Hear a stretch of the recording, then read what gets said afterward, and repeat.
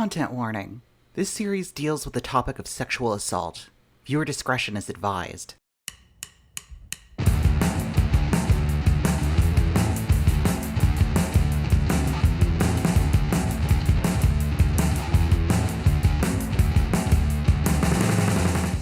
Others may feel this is all so predictable to be not worth stating, as Trotskyite groups are, by their very nature, nuts. So you might as well write an account of the mafia, gasping, "You'll never guess what, they turned out quite violent." But they're not all crazy, and that's more chilling than if they were. My own initial instincts were that they can't really be doing this. These people I used to know and drink with and laughed with and did fundraising benefits all over the bloody place for. Now, many of those I knew from those times are publicly backing this peculiar behavior. Yet the people behaving in this irrational way did start out rational. Rather than admit to telling small lies, they decided to protect them by telling bigger and more ridiculous lies. And once that happens, internal democracy is under threat.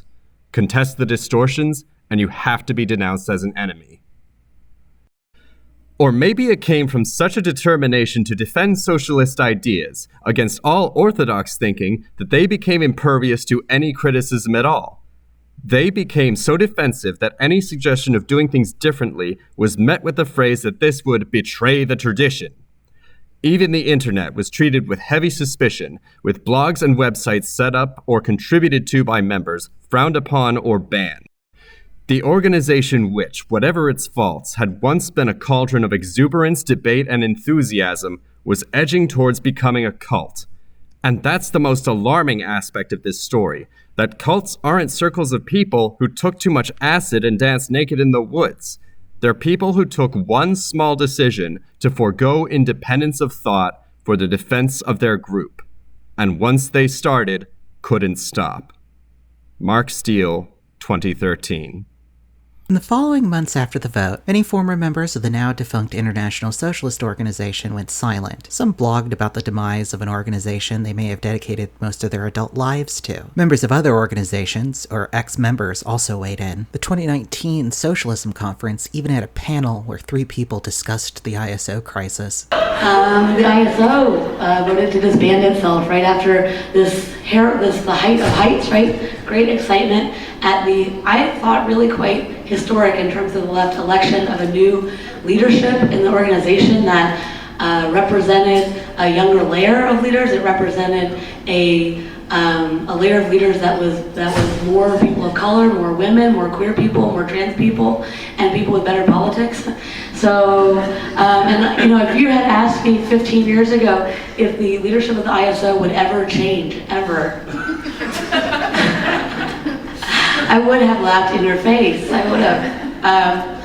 And so I was very excited by that. And then, of course, sort of riding along with you guys, very, very distressed to find all the subsequent cover-up, all the subsequent damage, selfishness, egotism, that then brought a close, right, to that chapter of sort of excitement and hope. And I was really looking forward to it for y'all, but also for the rest of the socialist left, because we need a revolutionary left that is non-sectarian. We need a revolutionary left that can have conflict over years and develop relationships and develop trust, right, and work with each other, whether we're in the same organization, whether we're in different organizations, whether we're in no organization at all.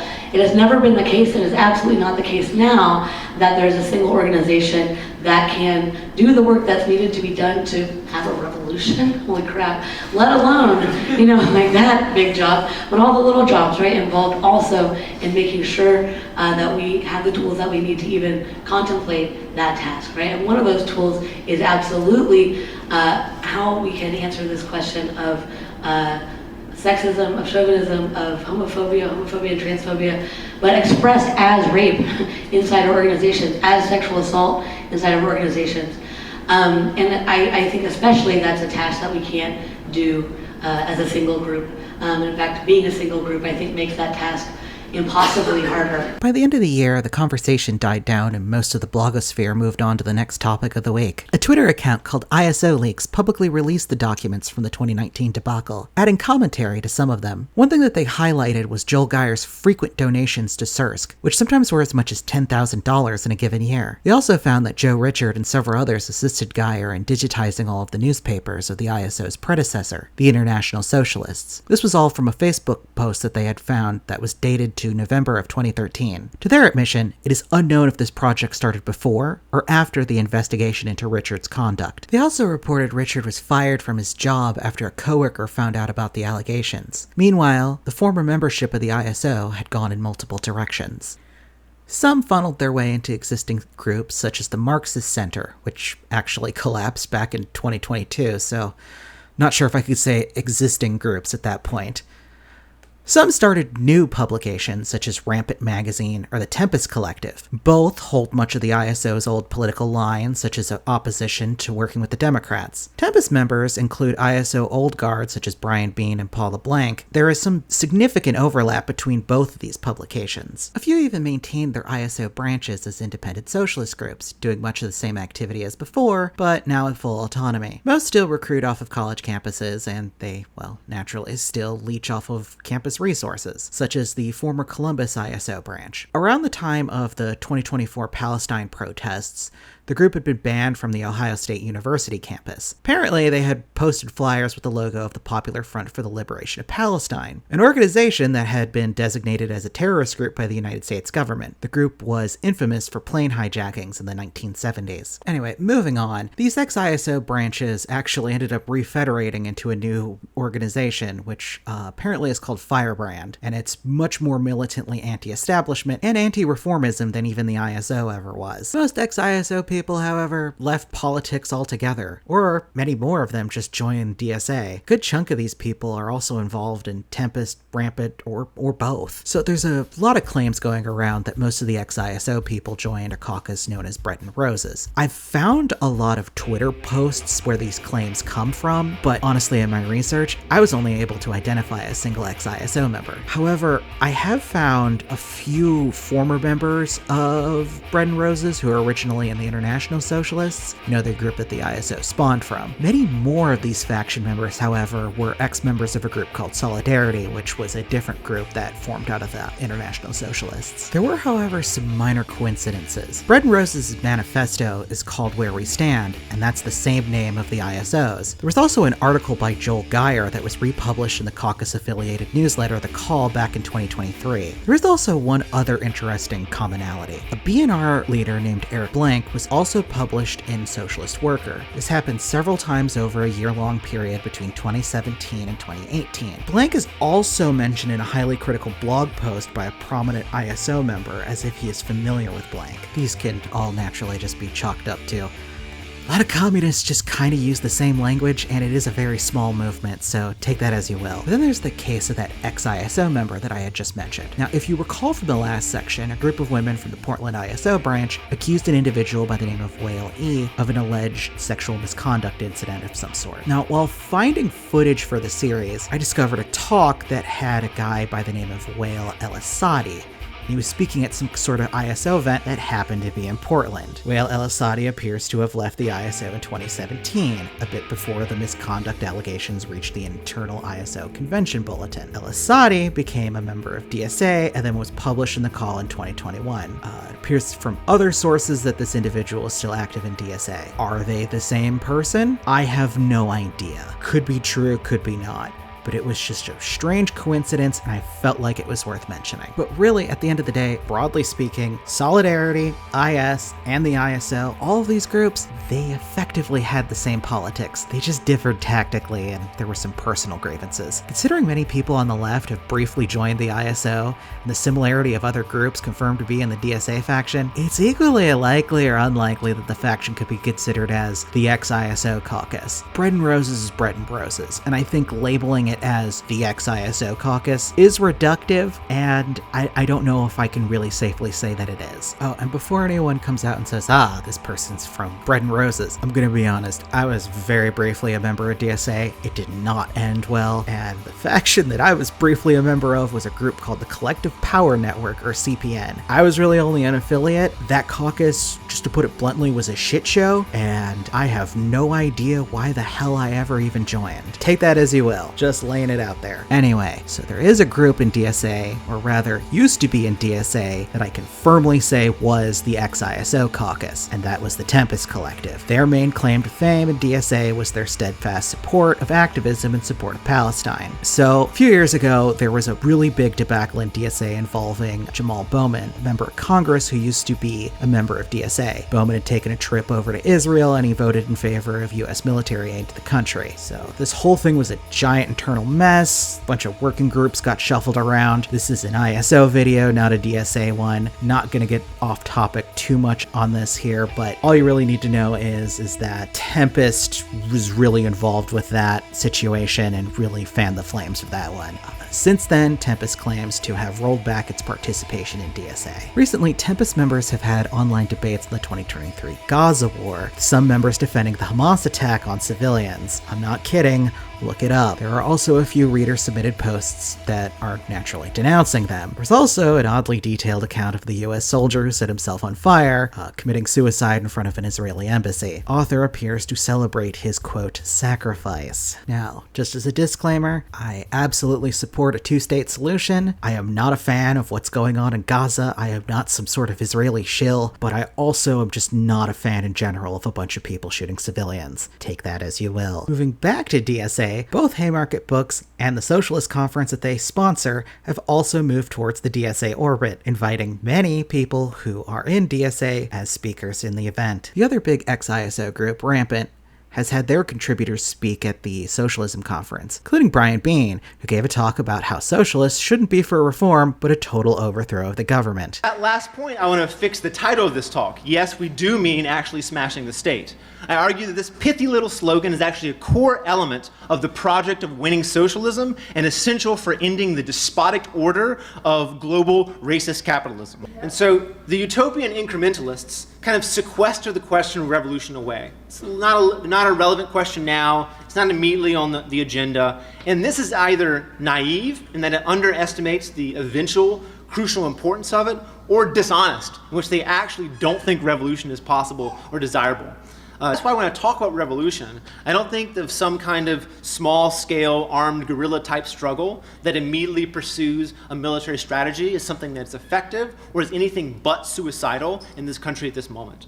The revolution will have to have a mass character, involving huge sections of society in the streets, engaging in militant action, taking over buildings, taking over workplaces, and yes, there may need to be armed defense, but its mass quality and connections to being able to shut down society and run it anew are its main tools. Take that as you will. But more importantly than some of these minor individuals, what about the 2013 steering committee, who were accused of covering up a sexual assault? They scattered in many more directions than the broader membership. Nicole Colson, a senior reporter for Socialist Worker, left the ISO after she was revealed to have been involved in the Joe Richard case as the, quote, rep. She doesn't appear to be involved in activism anymore. Marlene Martin, head of the group that campaigned to end the death penalty, also went dark. According to their Facebook page, the campaign also shuttered back in 2019. Elizabeth Schulte and Bill Roberts also have no digital presence since some 2018 Socialist Worker articles. Lee Sustar also appears to have gone dark with a personal Twitter profile and a few articles. That's all that's left to his name. Joel Geyer occasionally writes for some left-wing publications,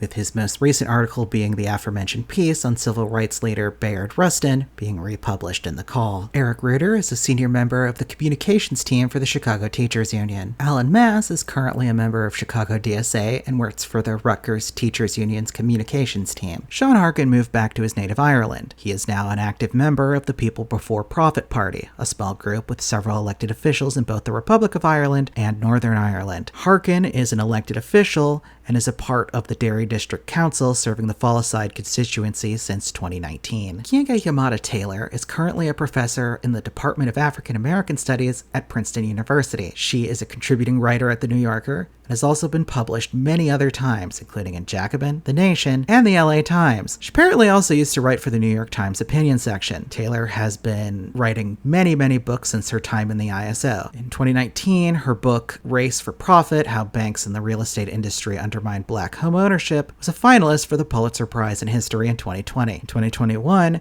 she was a MacArthur Foundation Fellow. Meanwhile, Ahmed Shawki, Sharon Smith, Lance Selfa, and Paul D'Amato all started a blog together, which is called the International Socialism Project. Most of the posts are commentary on various political issues. Late in October of 2019, Smith penned an article entitled, "Did a Rape Cover-Up Destroy the ISO?" In the post, she argued that she and the rest of the former steering committee minority were upstanding socialists and wanted to defend the due process of members when accused. Due process, she claims, she herself was denied. I have never, and could never, cover up a rape. There are two sides to this story, and I was denied the right to tell my side by the newly elected SC. A close comrade shared the early, unredacted version of the letter by the former member who signed the letter with their personal initials at the time. As soon as I received it, I contacted Todd C. and Jen R. from the steering committee majority and the newly elected steering committee writing, quote, "I have just finished reading FM's letter. It contains many glaring omissions and inaccuracies," end quote. I requested that the steering committee circulate with FM's accusations a letter of complaint received by the steering committee in 2013 from a group of witnesses stating that the National Disciplinary Committee had violated numerous disciplinary procedures, which the steering committee had been required to investigate at the time. In the process of that investigation, we discovered the other violations of due process by NDC, which required the steering committee to intervene. This was the only motivation for my intervention into the disciplinary process in 2013. She argued that the ouster of her and her faction was over a petty political dispute that ended up becoming much more sinister. She claims that the people who ousted the ISO minority clique wanted to make the ISO more right-wing by what she calls the cynical use of identity politics. In Smith's summation, it was these identity politics in one of its, quote, most primitive and damaging forms, known as call-out culture or privilege checking. Besides the fact that the former member offers zero evidence for these claims, they erase my lifelong commitment to women's liberation on every level. A year ago, I expelled a member who resigned from the steering committee when a serial rapist was named by survivors in an ISO branch. We expelled that former steering committee member for using his leadership status to maintain an abusive and grossly sexist climate in the branch. Does anyone wonder how I could both allegedly cover up a rape and expel a member of the steering committee for abuse? I am the same person now that I was in 2013 and 2018, with the same principles that guide my life. It is astonishing to me that comrades who have known me and other members of the 2013 steering committee for decades choose to believe the account of an anonymous ex-member when we were never given the opportunity to respond. I also received a flow of hate mail, including a physical threat by numerous ISO members since the letter was sent to the membership by the steering committee. But call-out culture holds the right of due process in contempt, preferring universal condemnation on the basis of an accusation rather than letting actual facts stand in the way. Sharon Smith states that FM, who she alludes to as someone by the name of Holly L. from the ISO Austin branch, penned a document about the NDC procedure back in 2014. In closing, Smith lamented the death of the ISO and felt disappointed by the turn towards a more moderate socialism. But the question remains, couldn't those who wish to join the Democratic Socialist of America have simply done so without destroying the ISO? Hopefully, when the history of the ISO is written and cooler heads prevail, the architects of this disaster will be held accountable for their role in destroying one of the largest and most viable revolutionary socialist organizations in the heart of U.S. imperialism. That accounting should include their contempt towards those who dedicated our entire adult lives to building the revolutionary socialist movement and now find our lives ruined, ironically, in the name of justice. Meanwhile, Lance Selfa was last seen representing ISP in a talk hosted by a group called Platypus. The panel included mostly DSA members. Meanwhile, Paul D'Amato mostly publishes articles on the ISP website, his last piece being uploaded in late 2023 as of this script's writing. I haven't checked, and I'm not going to bother to check. Ahmed Shawki died in January of 2023 after years of ailing health. It appears he stepped down back in 2018 from both the leadership of CIRSC and the ISO to attend to himself. Apparently, he had been suffering from sepsis and had his right leg amputated. Several obituaries were published ranging from praise to heavy criticism of Shawki's life. Many extolled his speaking ability, vast knowledge of Marxist politics, and his commitment to the cause of socialism. But there was also a picture painted of a man who made a lot of errors in the realm of politics, his personal life, and his health. A member and former leader of the German political party Die Linke, Florian Wild, wrote how lively Shawki was, painting the picture of a passionate bear of a man. In the 1990s, he regularly spoke at the SWP's 8,000-strong Marxism congresses at the University of London, where I also had the opportunity to hear this great speaker several times. I will never forget Ahmed's incredibly energetic, albeit somehow disheveled, and yet charming and eccentric performances, wolfing down a pizza and smoking countless cigarettes before and after giving a speech on China since Mao, delivered with sparkling eyes and a thundering voice. With him, a giant among the dwarves of the US revolutionary left has passed. While most of these organizations were crumbling, Shawki proved successful in carrying the tradition of a socialism from below and a vibrant organization into the 21st century, and bringing new generations of activists into contact with this version of Marxism. But no one could really deny Shawki died having lost everything. His legacy Haymarket Books, well, in my opinion, is faring far better under the new CIRSC board than it did under his tenure. He was accused of both committing sexual misconduct and covering it up. The ISO, his life project, was disbanded by the majority of its remaining members, who were too ashamed to keep it going. But I guess he still had his few friends to the end. Regardless, I'm glad that this is finally done. This was a very harrowing experience, very difficult to produce, and I'm glad that it's finally complete. And I really appreciate you all watching. If you've ever joined a political cult, I just want to say this much. Everyone makes mistakes. Sometimes those mistakes are incredibly harmful to ourselves, and unfortunately sometimes harmful to others. Cults are surprisingly common, and one big thing that's helped me kind of parse through this whole experience is an author by the name of Janja Lalich, who is also the member of a Marxist political cult. I highly recommend her work, and I do encourage you to go read some of her pieces if you've had an experience like this. Not all cults are the same. Some are more extreme. And believe it or not, the ISO is definitely one of the more benign ones. All in all, this exercise has been incredibly cathartic to me, entirely for personal reasons. And I really hope that if you come away with any lesson here, if it's too good to be true and someone promises you the world, don't join. And beware the power of groupthink. It can take you down some terrible roads that you're certainly going to regret. But to end on a little bit more of a high note, and to put it as bluntly as I can, don't join a fucking cult, because I'm sure as fuck that I did.